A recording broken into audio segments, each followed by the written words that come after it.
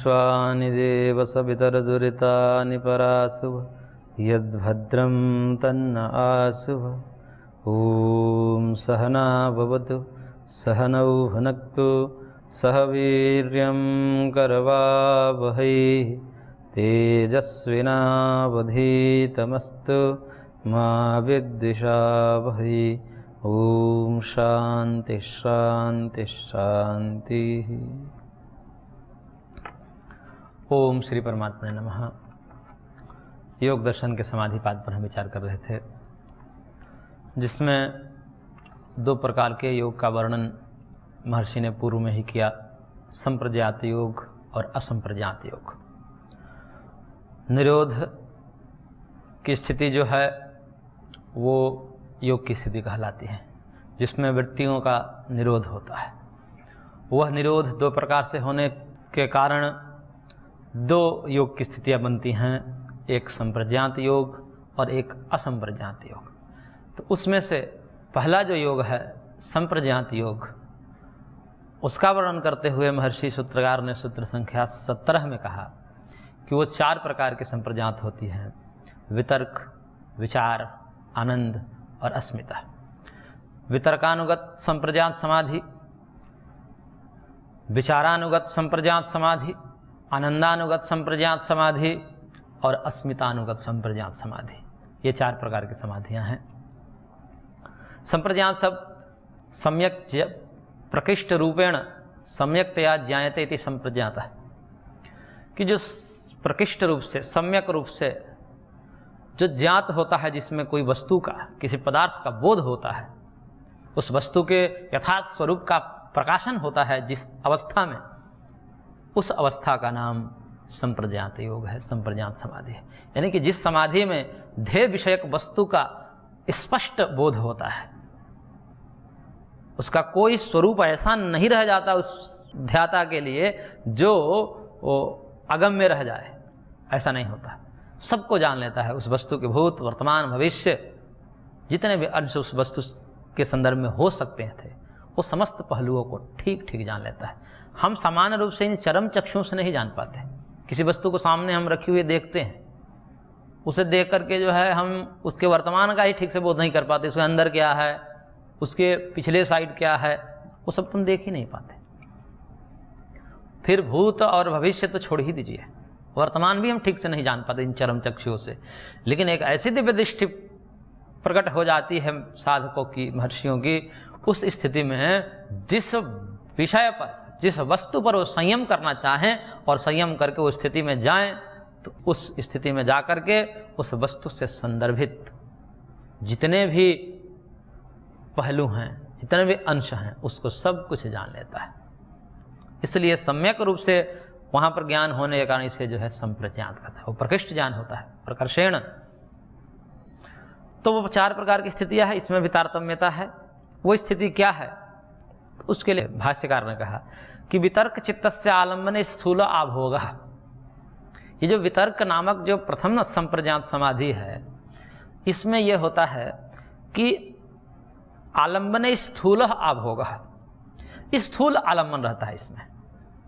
स्थूल का मतलब कि जो हमारे सामने वस्तु, सब स्थूल वस्तु दिख रही है घटपट आदि के रूप में, तो जिस समाधि में ध्येय जो विषय हैं, यानी कि ध्यान का जो विषय है, यदि स्थूल है, हमने स्थूल विषयों को जो है ध्यान लगा करके और उसमें अपने चित्त को समाहित कर दिया, गड़ा दिया और लंबे समय तक गड़ा दिया, समाहित हो गए उसी में। वो विषय कुछ भी हो सकता है। जैसे योगी जन किस चीज़ को जानना होता है तो आंख बंद करते हैं, उन स्थूल विषयों के विषय में जान जाते हैं सब कुछ। जगत के विषयों के यदि संदर्भ में जानना हो उनको, तो वो आंख बंद करके उन विषयों में संयम करते हैं, वो विषय स्थूल होते हैं। यदि किसी व्यक्ति के विषय में जानना है, वो कहाँ है, अभी क्या कर रहा है, वो आंख बंद करके जान लेंगे। तो वो व्यक्ति का शरीर जो क्या है स्थूल ही है, या कोई वस्तु को जानना है तो वस्तु स्थूल है। तो जिस समाधि में आलम्बन यदि चित्त का स्थूल वस्तु रहता है और स्थूल वस्तु में चित्त समाहित होकर के जब उस स्थिति में पहुंच जाता है, तो उसको वितर्क नामक संप्रज्ञात समाधि कहते हैं। उसमें विषय स्थूल रहते हैं। ये जैसे स्थूल घटपट आदि प्रायः यहीं से प्रारंभ होते हैं।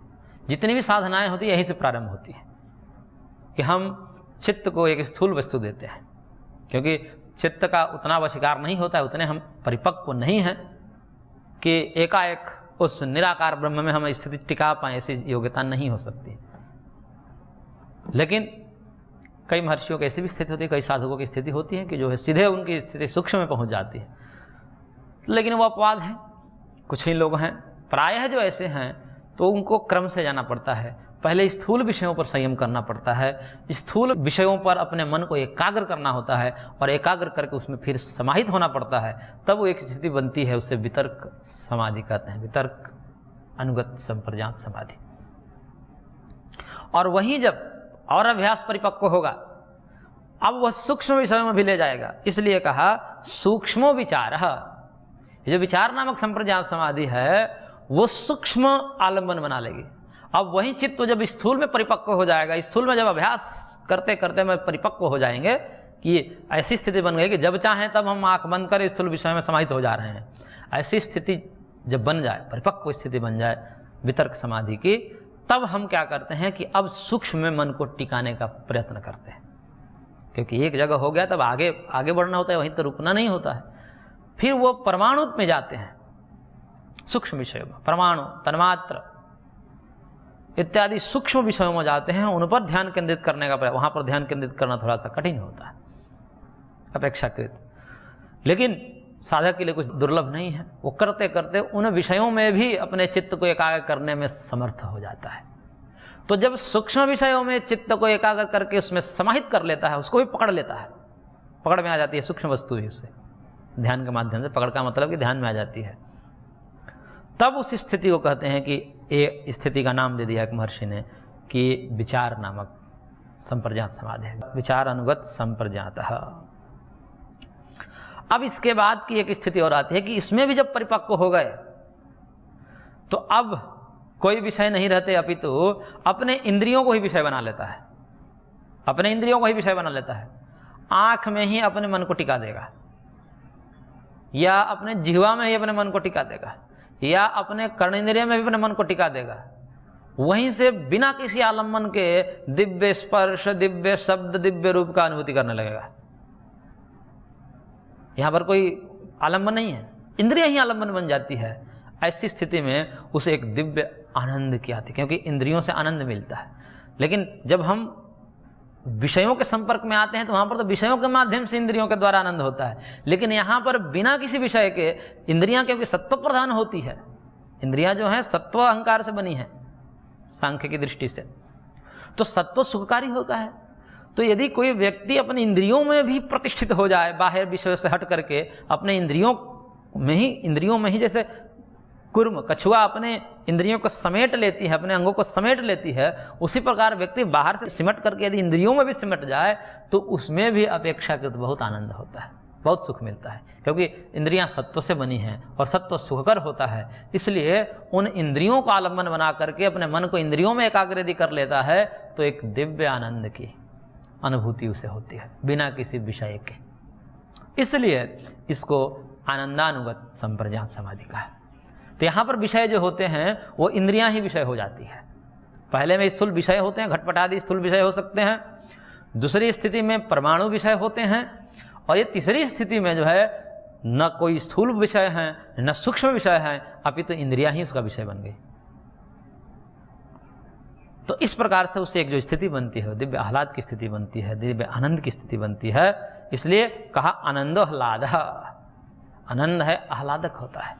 इस स्थिति में जब इंद्रियों को विषय बनाता है तो उन इंद्रियों से जो सुख है मिलने वाले, जैसे हम रूप को देखते हैं तो हमें कुछ सुख मिलता है, रस को ग्रहण करते हैं जीवा के साथ तो कुछ सुख मिलता है, वो सुख, उससे भी दिव्य सुख जो है केवल इंद्रिय मात्र को विषय बनाने से उसको मिल जाता है। कोई वहाँ विषय नहीं है, कोई मिठाई नहीं है, लेकिन फिर भी मधुर रस आने लगता है उसको। वहाँ पर कोई रूप नहीं है लेकिन फिर भी दिव्य रूप का दर्शन उससे होने लगता है। वहाँ पर कोई स्पर्श की वस्तु नहीं है लेकिन फिर भी दिव्य स्पर्श की अनुभूति अपने शरीर में करता है। इस प्रकार की अनुभूति होने के कारण इसको आह्लादक, आनंददायक कहा है, नाम दिया है। और जो सबसे अंतिम स्थिति है उसको कहा कि एकात्मिका संविद अस्मिता। जो एकात्मिका संवित है वो अस्मिता नामक संप्रज्ञात समाधि है। एकात्मिता का मतलब ये होता है कि इसमें पुरुष विषय बनता है, और पुरुष जब विषय बनता है चित्त का, तो पुरुष के आकार के आकारित चित्त हो जाता है। वह जो स्थिति बनती है चित्त की, वो पुरुषाकार कारित हो जाती है। तीनों में कहा था कि अभी जो इससे पूर्व तीन वाली स्थितियां थी, उसमें जो है चित्त का विषय आता है स्थूल वस्तु है या सूक्ष्म वस्तु है या इंद्रियां हैं।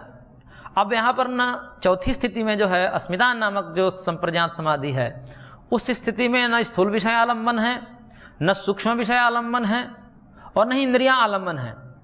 यह समस्त आलम्बनों को हटा दिया, तो आलम्बन हट जाने के कारण अब कोई आलम्बन नहीं लगा, लेकिन यहाँ पुरुष ही आलम्बन हो गया, वो आत्मा ही आलम्बन हो गया। तो उस आत्मा का प्रतिबिंब पुरुष में पड़ता है, इसलिए उसको कहते हैं पुरुषाकार कारित चित्त हो गया। घटाकार पटाकार कारित अभी नहीं हुआ चित्त, क्योंकि इस स्थिति को पार कर चुका है। लेकिन अब चित्त समस्त विषयों से रहित हो गया, लेकिन सामने पुरुष है, क्योंकि आत्मा तो अंदर है। तो आत्मा को ही विषय बना लिया, ये आत्म साक्षात्कार की स्थिति है।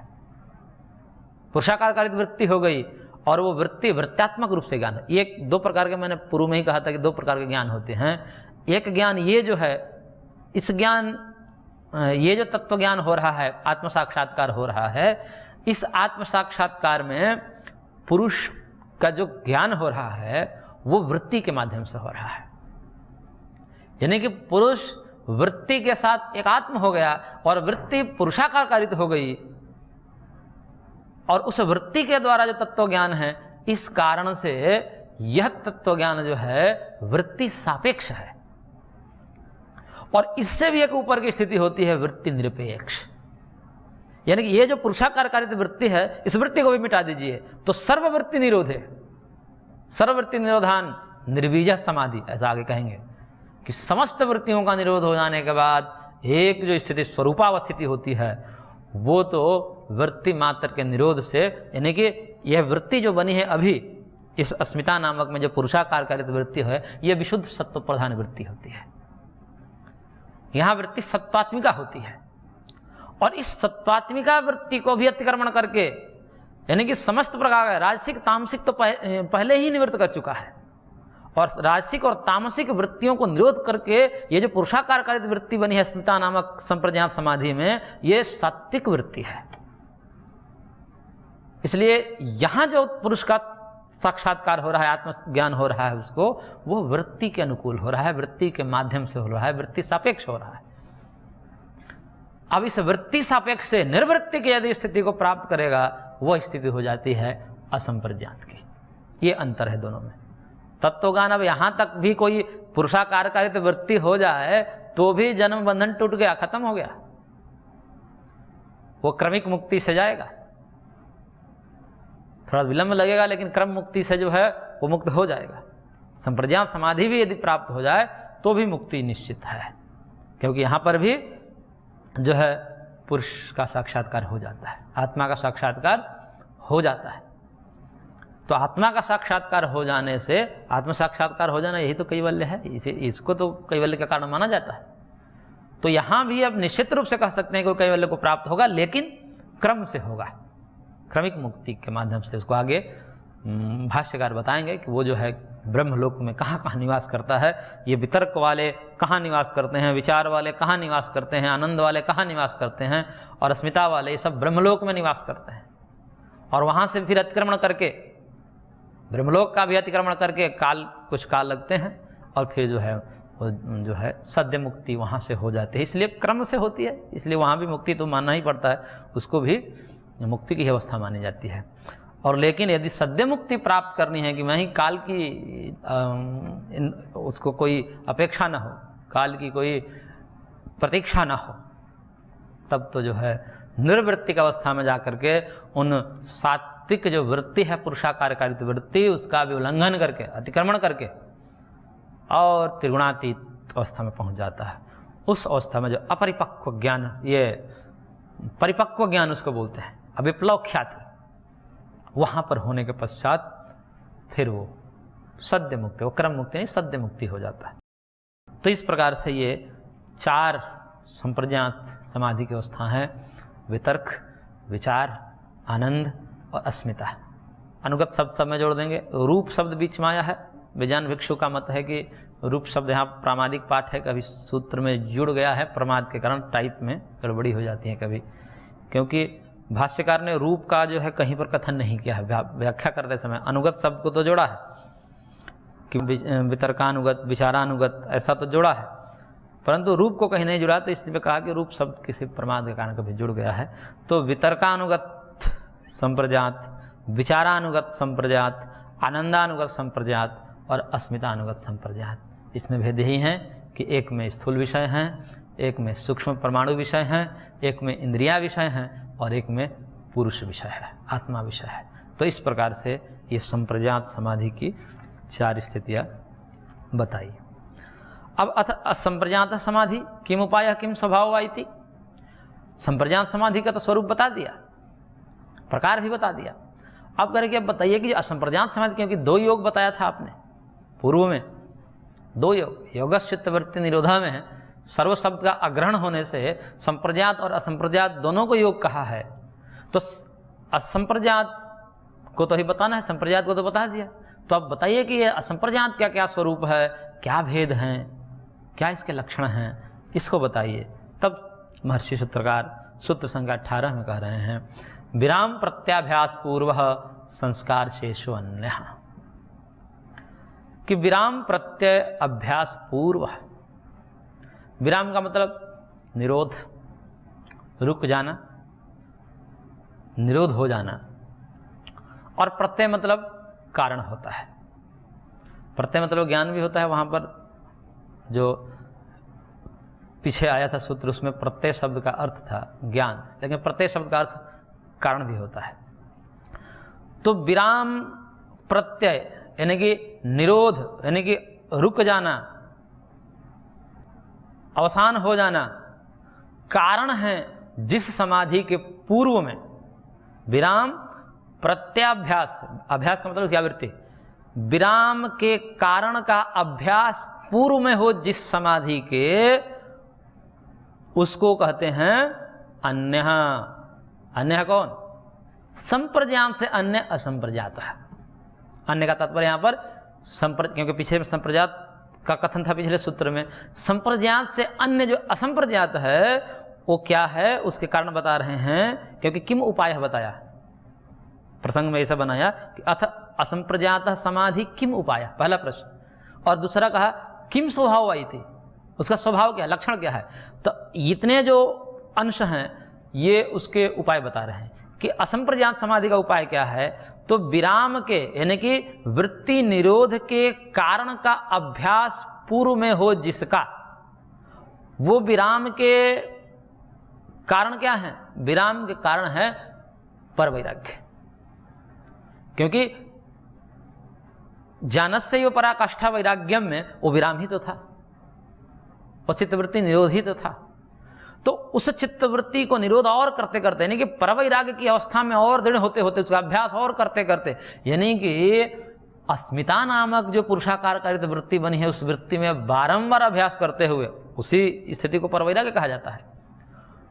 उस अस्मिता नामक संप्रजात समाधि के बारंबार अभ्यास से जिसको परवैराग्य कहा जाता है, क्योंकि ज्ञानस्य व पराकाष्ठा वैराग्यम, ज्ञान और वैराग्य की एक रूपता है, इस कारण से आप उसको अस्मितानुगत समाधि कह दीजिए अथवा वैराग्य कह दीजिए, पर वैराग्य दोनों एक ही बात है। तो वो कारण जो पूर्व में हो, उसके अभ्यास, उनकी आवृत्ति बारंबार होने पर, यानी कि अस्मिता नामक संप्रजात समाधि है, उसकी बारंबार आवृत्ति से, यानी कि परवैराग्य रूपी जो वैराग्य है उसके अभ्यास पूर्व में हो, उससे अन्य यानी कि असंप्रजात समाधि लगती है। तो असंप्रजात समाधि का उपाय बता दिया यहाँ पर, सीधा सीधा कहें तो परवैराग्य। पर वैराग्य का अभ्यास यानी कि आवृत्ति पुनः पुनः हो पूर्व में, जिसके पूर्व में कौन, जैसे पूर्व में ये होने चाहिए, पर वैराग्य पहले होने चाहिए। तो पर वैराग्य इसका कारण है, किसका कारण है, असंप्रजात समाधि का। ये तो कारण बता दिया, तो स्वरूप क्या है वही बताइए, उसमें स्थिति क्या बनती है। तो उसके लिए संस्कार शेष, संस्कार शेष मात्र वाली जो स्थिति है उसको असंप्रजात समाधि कहते हैं। ये संस्कार शेष जो है यहाँ पर स्वभाव है, इस असंप्रजात समाधि का स्वरूप है। संस्कार शेष मात्र वाली। संस्कार शेष का तात्पर्य यहाँ पर होता है कि एक निरोध संस्कार होता है, इसका आगे वर्णन आएगा, अभी आप इतना ही समझ लीजिए कि एक निरोध संस्कार होता है जहाँ पर और कोई संस्कार नहीं होता, क्योंकि वृत्ति भी नष्ट हो गई तो वृत्ति से भी एक संस्कार बनता है, वृत्त्यात्मक संस्कार। वो भी वृत्ति नष्ट हो जाने के कारण सब चित्त वृत्ति निरोध हो गया, लेकिन निरोध में, निरोध का मतलब एकदम चित्त निर्मल हो गया, अब कुछ नहीं है चित्त में, साफ और शांत हो गया है। और ऐसी स्थिति में वो स्वरूप प्रतिष्ठा हो गई उसकी, उसका अतिक्रमण करके, उस चित्त से काव्य अतिक्रमण करके आत्मा जो है स्वरूप में प्रतिष्ठित हो गया। उस समय चित्त को निरोधावस्था में कहा जाता है, और वो निरोधावस्था जो चित्त है उसमें भी निरोध संस्कार उत्पन्न होते हैं। निरोध से जन्य संस्कार, फिर उससे निरोध, फिर उससे जन्य संस्कार, फिर उससे निरोध, ऐसी वो जो है स्थिति, निरोध की स्थिति लंबे समय तक बरकरार रहती है। तो एक निरोध जन्य संस्कार होता है, उसका वर्णन आगे विस्तार से आएगा। वही मात्र संस्कार वाली ये समाधि होती है, बाकी सब संस्कार नष्ट हो जाते हैं। यानी कहने का तात्पर्य है, आचार्यों का एक दो मत है। देखिए इसमें एक मत है कि संप्रज्ञात समाधि की जो अंतिम स्थिति है, अस्मिता नामक संप्रज्ञात समाधि, वो भी मुक्ति को दिलाने वाली है, क्रम से दिलाने वाली है। और जब क्रम से दिलाने वाली है तो वहाँ पर समस्त प्रकार के संचित कर्म और क्रियमाण कर्मों का नाश हो जाता है, लेकिन प्रारब्ध कर्म का नाश नहीं होता है। संप्रज्ञात समाधि वाला जो तत्वज्ञान है उसमें भोगना पड़ता है। भोगेन्तु इतरेक्षपयित्वा संपद्यते, ब्रह्मसूत्र के अनुसार अवश्यमेव भुक्तव्यम कृतम कर्म शुभाशुभम, कि वो अवश्य ही भोगना पड़ता है। कृत कर्म शुभाशुभ जो प्रारब्ध के रूप में है वो तो तत्वज्ञान से भी नष्ट नहीं होता, लेकिन कौन से तत्वज्ञान से नष्ट नहीं होगा? संप्रज्ञात समाधि जन्य जो तत्वज्ञान है उससे वो नष्ट नहीं होता प्रारब्ध। लेकिन आचार्यों का यहाँ पर यह कहना है कि जो असंप्रज्ञात समाधि है इसमें प्रारब्ध भी नष्ट हो जाते हैं, सब कुछ नष्ट हो जाता है, प्रारब्ध ही नष्ट हो जाते हैं इसमें। यानी कि सकल कर्मों का, सकल संस्कारों का नाश हो जाता है इसमें। इसलिए कहा संस्कार शेषो अन्य। यहाँ पर संस्कार शेष जो है निरोध संस्कार है, बाकी सारे संस्कार नष्ट हो जाते हैं, इसलिए केवल निरोध संस्कार को ही शेष बताया और बाकी समस्त संस्कारों का नाश कर दिया, चाहे वो संचित संस्कार हो, कर्माशय हो, अथवा क्रियमाण हो, अथवा प्रारब्ध। इसलिए सकल कर्माशयों का, सकल संस्कारों का विनाश होने के कारण सद्य ही मुक्ति हो जाती है, कहीं जाना आना नहीं पड़ता इसमें। तो ये दो जो है भेद है इसमें। तो विराम प्रत्याभ्यास पूर्व ये उपाय है, यानी कि परवैराग्य इसके उपाय हैं। परवैराग्य के द्वारा जो प्राप्त किया जाता है वो है असंप्रज्ञात समाधि, जो जिसका स्वरूप है संस्कार शेष वाली, मात्र संस्कार शेष रह जाते हैं। वो संस्कार कौन से हैं? तो निरोध संस्कार हैं, और अन्य शब्द से असंप्रज्ञात समाधि का निर्देश है। इसलिए तीन अंश है इसमें। विराम प्रत्याभ्यास पूर्व से उपाय है, संस्कार शेष से लक्षण है, और अन्य से असंप्रज्ञात का निर्देश है कि असंप्रज्ञात समाधि ये होती है। तो इस प्रकार से विराम प्रत्याभ्यास पूर्व संस्कार शेष अन्य कि मात्र संस्कार शेष रह जाते हैं, और यह परवैराग्य से उत्पन्न होता है। देखिए दो वैराग्य हैं और दो समाधि है। अपर वैराग्य से जो समाधि लगती है वो लगती है संप्रज्ञात समाधि। संप्रज्ञात समाधि का जो कारण है वो अपर वैराग्य है, और असंप्रज्ञात समाधि का जो कारण है वो पर वैराग्य है। तो दो वैराग्य और दो समाधि, तो दो कारण दो कार्य। तो अपर वैराग्य से संप्रज्ञात समाधि लगती है और पर वैराग्य से असंप्रज्ञात समाधि लगती है। तो इस प्रकार से दो समाधियों का वर्णन किया गया। इसे ही निर्बीज समाधि भी कहा जाता है, क्योंकि यहाँ पर कोई बीज नहीं रहता, कोई आलम्बन शेष नहीं रहता, चाहे स्थूल हो, सूक्ष्म हो, इंद्रियां हो, यहाँ तक कि पुरुष भी वृत्ति के माध्यम से भाषित नहीं होता है, सीधा स्वरूप में ही चला जाता है। जैसे संप्रज्ञात समाधि में ऐसे होता है कि जैसे हम आईने में अपने रूप को देख रहे हैं, तो हम अपने रूप को आईना में देख रहे हैं, तो आईना के माध्यम से देख रहे हैं, दर्पण के माध्यम से देख रहे हैं। संप्रज्ञात समाधि में आत्मज्ञान तो होता है, लेकिन दर्पण के माध्यम से, वृत्ति के माध्यम से, जैसे वृत्ति में प्रतिबिंब बन रहा है उसको वो देख रहा है। और एक स्थिति ऐसी होती है कि जब मैं स्वयं अपने आप को देख रहा हूँ, ऐसे अपने आंखों से अपने स्वरूप को देख रहा हूँ, ये होती है संप्रज्ञात स्थिति में। वहाँ वृत्ति भी हट जाती है, उपाधि सारी विगलित हो जाती है, नष्ट हो जाती है, और सीधे स्वतः स्वरूप में प्रतिष्ठा हो जाती है। तो इसलिए इसको निर्बीज समाधि कहते हैं। निरालंबनी भूता समाधि है, कोई आलम्बन नहीं शेष रह जाता, समस्त प्रकार के आलम्बन से रहित जो समाधि है वह संप्रज्ञात समाधि है। इसे निर्बीज समाधि कहते हैं, इसे निरालंबनी भूता समाधि भी कहते हैं। तो इस प्रकार से संप्रज्ञात और असंप्रज्ञात समाधि का वर्णन यहाँ पर पूरा हुआ। आगे और हम विस्तार इसका देखेंगे। आज की कक्षा को हम यहीं पर विराम देते हैं, शेष अगले अंक में। ओम शांति शांति शांति।